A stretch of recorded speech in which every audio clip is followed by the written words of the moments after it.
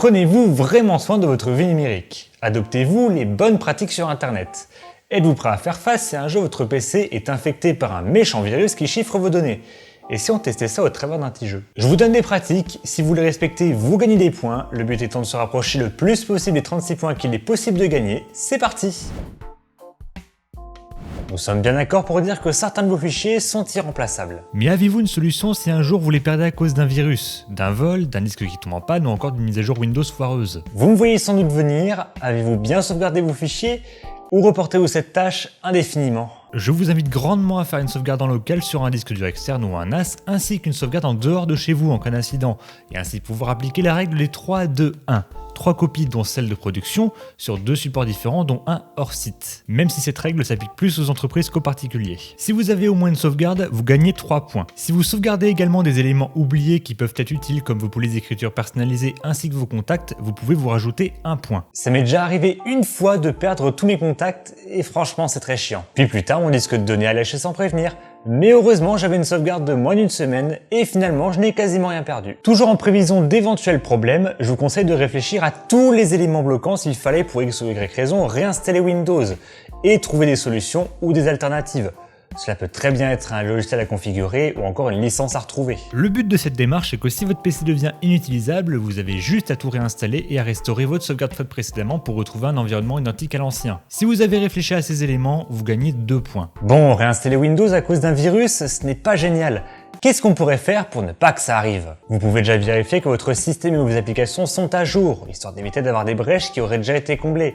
Vous gagnez 2 points si les deux sont à jour. Ensuite, vérifiez bien que vous avez un antivirus sur votre PC, y compris Windows Defender, et testez-le. Vous pouvez par exemple utiliser le fichier ECAR qui doit être détecté par tous les antivirus un minimum fonctionnel. Si votre antivirus fait également anti-ransomware, c'est encore mieux. Si vous remplissez ces critères, ajoutez-vous 2 points. Admettons qu'un jour vous vous fassiez voler votre PC. Avez-vous compliqué l'accès à vos données?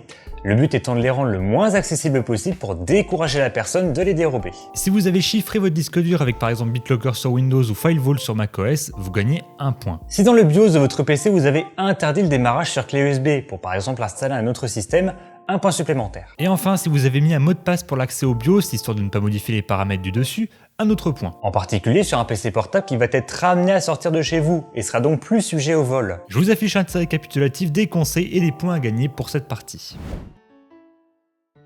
Parlons maintenant du nerf de la guerre, vos comptes en ligne. Si vous utilisez des mots de passe différents et robustes sur chaque site, ça vous fait 2 points. Si vous avez mis de la double authentification là où c'est possible en évitant celle par téléphone qui est la plus vulnérable, ça fait également 2 points. Mais bon, tous ces codes, tous ces mots de passe, faut bien les stocker quelque part et s'en souvenir. À cela, je ne peux que vous conseiller d'avoir un gestionnaire de mots de passe comme l'excellent Bitwarden qui a une version gratuite largement suffisante. Vous avez aussi Dashlane que tous les youtubeurs tech vous ont vendu au moins une fois qui lui est payant. Si vous utilisez un gestionnaire de mots de passe, vous gagnez 1 point. 1 point supplémentaire si ce n'est pas le même que votre gestionnaire de double authentification. Là où un gestionnaire de mots de passe peut être également utile, c'est pour avoir un visuel sur tous les comptes que vous avez. Et pourquoi pas vous débarrasser de ceux que vous n'utilisez pas. Si vous le faites, vous gagnez 1 point. Pour éviter un risque de piratage, renseignez-vous sur les sites où votre email a fuité pour ainsi pouvoir changer son mot de passe. Vous pouvez le voir sur le site avaibin.net, une action simple qui vous rapporte 2 points si vous le faites déjà. Faisons un focus sur les comptes les plus sensibles, c'est-à-dire Google, Apple, Microsoft ou encore PayPal. Si vous vérifiez de temps en temps les appareils qui sont connectés à ces comptes, vous gagnez 1 point. Si vous vérifiez les applications qui ont accès à ces comptes, par exemple quand vous vous connectez à votre compte Google à une application tierce, vous gagnez également 1 point. Sur PayPal, n'hésitez pas à vérifier les marchands qui peuvent automatiquement vous prélever de l'argent et révoquer ceux qui ne vous servent plus à rien, par exemple un abonnement annulé. Si vous l'avez déjà fait, c'est 1 point supplémentaire. Et pour terminer, vous pouvez utiliser des éléments temporaires pour isoler vos comptes à des sites où vous n'avez pas spécialement confiance. Je pense par exemple à un email virtuel rattaché à votre email principal. Vous l'utilisez en cas de besoin et vous la supprimez ensuite quand vous n'en avez plus besoin. Si vous voulez aller encore plus loin, vous pouvez utiliser des numéros de téléphone temporaires, voire une e-carte bleue si votre banque vous propose l'option. Si vous utilisez plusieurs emails, virtuels ou non, vous gagnez 1 point. Si vous utilisez des numéros et des cartes virtuelles, vous pouvez vous rajouter 1 point. Là également, je vous affiche un petit récap pour cette partie.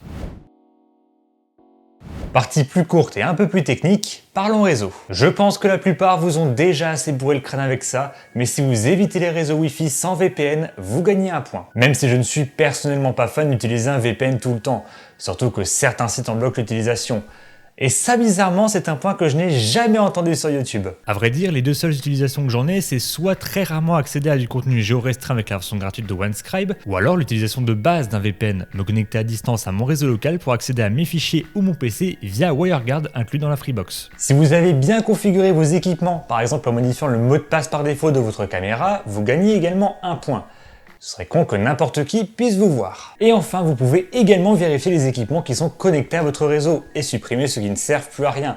Vous pouvez le faire sur smartphone via les applications de vos box. N'hésitez pas pour vous retrouver à renommer vos équipements pour vérifier si un appareil suspect n'utiliserait pas votre connexion. Après, des appareils peuvent aussi remonter en tant qu'appareil inconnu, par exemple les appareils Apple. Si vous avez déjà regardé et fait un tri, vous gagnez un point. Idem, je vous afficherai un cap de la partie.